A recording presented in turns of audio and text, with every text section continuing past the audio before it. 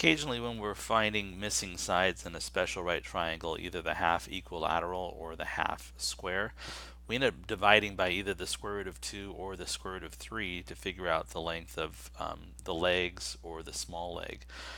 And when we do that, occasionally we might get an expression that looks like, for example, 12 divided by the square root of 3.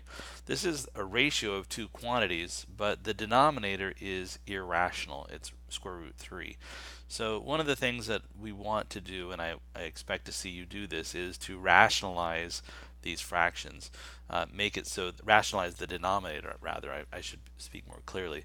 Make it so that at least the denominator does not have a radical expression in it. And it's fairly straightforward to do. The most powerful tool we have is just multiplying by the number 1.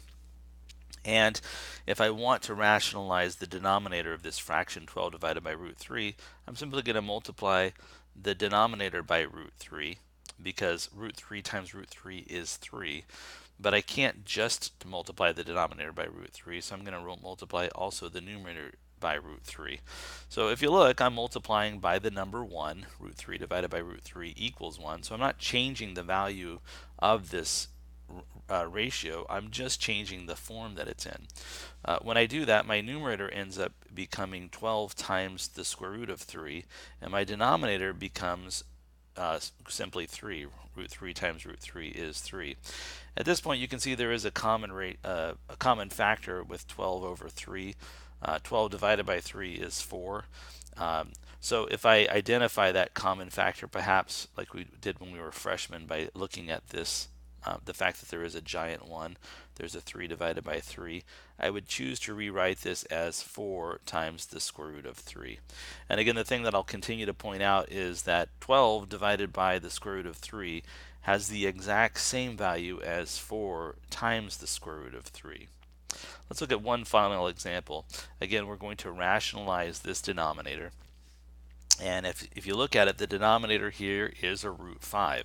That's what I'm focusing on. I'm not focusing on the root 2 in my numerator. So to rationalize the denominator, I'm going to multiply both the numerator and denominator by the square root of 5. In my denominator, I end up getting simply the number 5. In my numerator, I get 2, and then I'm going to write times the square root of the number 10. 10 itself is just 2 times 5. So there's no perfect squares inside of root 10, so I'm just going to leave it alone. So this would be the answer that I'm looking for. The condition that I've met is that my denominator does not have a radical in it anymore. So this is the simplified version, or the version in which the denominator has been rationalized. It's been made rational. 2 times the square root of 10 over 5. And again, that's exactly the same value as 2 root 2 divided by root 5. So rationalizing the denominator, it's something that we should be practicing.